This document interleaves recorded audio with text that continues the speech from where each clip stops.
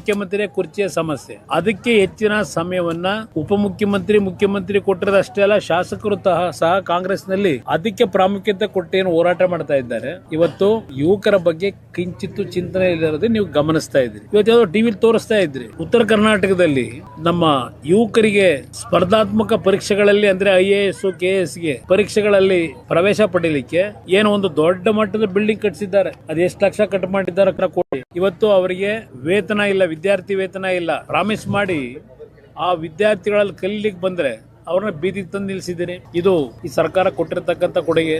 ಹೇಳ್ತಾ ಹೋದ್ರೆ ಹಲವಾರು ವಿಷಯಗಳನ್ನ ಹೇಳ್ಬೋದು. ಅದರಿಂದ ಈ ಸರ್ಕಾರ ಇವತ್ತು ಜನವಿರೋಧಿ ಸರ್ಕಾರ ಅನ್ನೋದನ್ನ ಈಗಾಗಲೇ ಮನೆ ಮನೆ ಮಾತಾಗಿದೆ. ಯಾರ ಬಗ್ಗೆ ಭಯ ಭಕ್ತಿ ಇಲ್ಲ. ಇವತ್ತು ಹಲವಾರು ಇಲಾಖೆಗಳಲ್ಲಿ ಹಲವಾರು ರೀತಿಯ ಅಕ್ರಮಗಳಾದ್ರೂ ಅವ್ರು ಹೇಳ್ತಕ್ಕಂಥದ್ದು ಒಂದೇ ದಾಖಲಾತಿ. ಇವರು ಬಿಜೆಪಿ ಮೇಲೆ 40% ಹೇಳಿದ್ರಲ್ಲ, ಏನೋ ಪೇಸಿ CM ಅಂತ ಹೇಳಿ ಎಲ್ಲ ಕಡೆ ಒಂದು ಇದನ್ನು ಅಣಿಸಿದಾರಲ್ಲ ಪೋಸ್ಟ್ನ. ಯಾವ ದಾಖಲಾತಿ 2.5 ವರ್ಷದಲ್ಲಿ ಇಟ್ಟರು ಸರ್ಕಾರ ಬಂದ ಮೇಲೂ ಯಾರ ಮೇಲೆ ನೀವು ಆಕ್ಷನ್ ತಗೊಂಡ್ರಿ ಇಲ್ಲಿವರೆಗೆ? ಆ ಒಂದು 40% ಹೆಸರು ಹೇಳ್ಕೊಂಡೆ 136 ಸೀಟ್ ಗೆದ್ಕೊಂಡ್ಬಂದ್ರಿ. ಈ ನಿಮ್ ಬಗ್ಗೆ ವಿರೋಧ ಪಕ್ಷಗಳು ಮಾತಾಡೋದಿರ್ಲಿ, ಇವತ್ತು ನಿರಂತರವಾಗಿ ನಡೀತಾ ಇದೆಯಲ್ಲ. ಯಾರು ಗುತ್ತಿಗೆದಾರರ ಸಂಘದ ಅಧ್ಯಕ್ಷ ಯಾರು ಮಾತಾಡ್ತಾವ್ರಲ್ಲ, ಅವ್ರು ಹೇಳ್ತಾರೆ ಸರ್ಕಾರ ಕ್ರಮ ತಗೊಳ್ಳೋದಾದ್ರೆ ಶಾಸಕರಾದಿಯಾಗಿ ಯಾರು ಎಷ್ಟು ಪರ್ಸೆಂಟೇಜ್ ತಗೋತಾವ್ರೆ ಅದೆಲ್ಲ ಬೇಕಾದ್ರೆ ನಿಮ್ಮ ಮುಂದೆ ಇಡ್ತೀವಿ ಅಂತಾರೆ. ಇವತ್ತು ಸಿದ್ದರಾಮಯ್ಯನವರಿಗೆ ಆಡಳಿತದಲ್ಲಿ ಏನಾದರೂ ಪ್ರಾಮಾಣಿಕತೆಯನ್ನು ಉಳಿಸ್ಕೋಬೇಕು ಅನ್ನೋದಿದ್ರೆ, ದೇವರಾಜ ಅರಸು ಅವರು ಆಳದಂಥ ಅವಧಿನ ಮೀರ್ಸಿ ಹೋಗ್ಬಿಟ್ರು ದಾಖಲೆ ನಿರ್ಮಾಣ ಅಂತ ಏನು ಹೇಳ್ತಾರೆ, ಅದು ದಾಖಲೆ ಅಲ್ಲ. ದಾಖಲೆ ಅಧಿಕಾರದಲ್ಲಿದ್ದಾಗ ಏನು ಮಾಡಿದ್ದೀರಿ, ಯಾವ ಜನರ ಸಮಸ್ಯೆಗಳಿಗೆ ಪರಿಹಾರ ಕೊಟ್ಟಿದ್ದೀರಿ, ಅದು ದಾಖಲೆಯಲ್ಲಿ ಉಳಿತಕ್ಕಂಥದ್ದು. ಎಷ್ಟು ದಿವಸ ಇದ್ದೆ ಅಂತಕ್ಕಂಥದ್ದು ಉಳಿಯೋದಿಲ್ಲ ಅನ್ನೋದನ್ನಾದರೂ ಅರ್ಥ ಮಾಡ್ಕೋಬೇಕು ಅವರು. ಅದರಿಂದ ಇವತ್ತು ಈ ಸರ್ಕಾರಕ್ಕೆ ಕಿಂಚಿತ್ತು ಜನತೆಯ ಬಗ್ಗೆ ಭಯ ಭಕ್ತಿ ಇದ್ದರೆ ಈ ಡ್ರಾಮಾಗಳನ್ನೆಲ್ಲ ಬಿಟ್ಟು ಒಂದು ಇನ್ನು ಮುಂದಿನ ಎರಡು ವರ್ಷವಾದರೂ ಸರಿಯಾದ ರೀತಿ ಆಡಳಿತ ಕೊಡಿ ಅಂತಕ್ಕಂಥದ್ದನ್ನು ಆಗ್ರಹ ಮಾಡ್ತೀವಿ. ಇನ್ನೂ ಸಹ ಮುಂದುವರೆದಿದೆ. ಅದ್ರ ಜೊತೆ ಪತ್ರವನ್ನು ಬರೆದಿದ್ದಾರೆ ಶಾಸಕರು, 30ಕ್ಕೂ ಹೆಚ್ಚು ಶಾಸಕರು. ಯಾರಿಗೆ ಪತ್ರ ಬರೆದಿದ್ದಾರೆ, ಯಾರಿಗೆ ಸೇರಿದೆ ಅದು ಹಾಗಂತ ಹೇಳ್ತಾರೆ.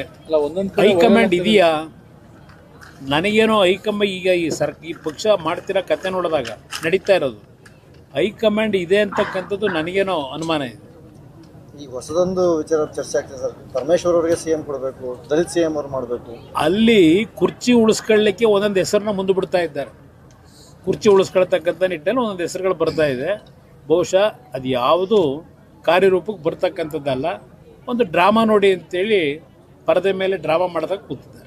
ಸರಿ, DK ಶಿವಕುಮಾರ್ ಅವರು ಗ್ಯಾರಂಟಿನ ಬರ್ಡನ್ ಅಂತಾರೆ ಸರ್. ಸಿದ್ದರಾಮಯ್ಯ ಅದಕ್ಕೆ ಹೇಳಿದೆ, ಅವ್ರು ಎಲ್ಲರಿಗೂ ಗೊತ್ತು.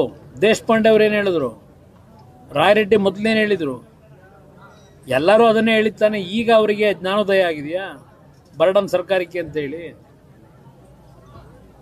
ಅದೇ ದುಡ್ಡನ್ನು ಕ್ಯಾಪಿಟಲ್ ಇನ್ವೆಸ್ಟ್ಮೆಂಟ್ಗೆ ಹಾಕಿದರೆ ಎಷ್ಟು ಸ್ಕೂಲ್ಗಳು, ಎಷ್ಟು ಆಸ್ಪತ್ರೆಗಳಲ್ಲಿ ಸಮಸ್ಯೆಗಳಿದೆ, ಎಷ್ಟು ಕೆಲಸ ಆಗೋದು. ಈಗ ಆಸ್ಪತ್ರೆಗಳಲ್ಲೂ ಸಹ ಔಷಧಿ ಇಲ್ಲ. ನಿಮಗೆ ಔಷಧಿ ಇದ್ರೂ ಡೇಟ್ ಎಕ್ಸ್ಪೈರ್ ಆಗಿರೋ ಔಷಧಿ ಕೊಡ್ತಾ ಇದ್ದೀರಿ.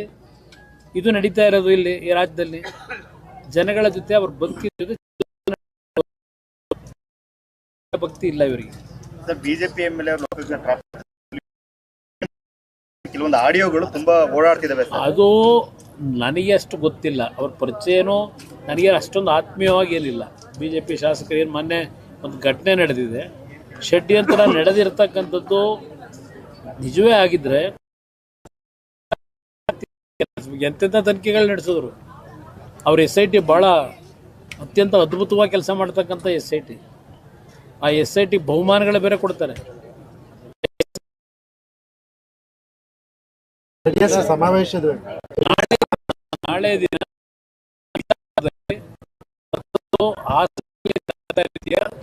ಸಮಾವೇಶ ಬಿಜಾಪುರದಲ್ಲಿ 8ನೇ ತಾರೀಕು ಬೆಂಗಳೂರು ನಗರದಲ್ಲೂ ಸಹ ಈ ಒಂದು ಬೆಳ್ಳಿ ಹಬ್ಬದ ಆಚರಣೆಯ ಕಾರ್ಯಕ್ರಮ ಅಲ್ಲೂ ದೊಡ್ಡ ಮಟ್ಟದಲ್ಲಿ ನಡೀತಕ್ಕಂಥದ್ದಕ್ಕೆ ಈಗಾಗಲೇ ಸಿದ್ಧತೆ ನಡೀತದೆ.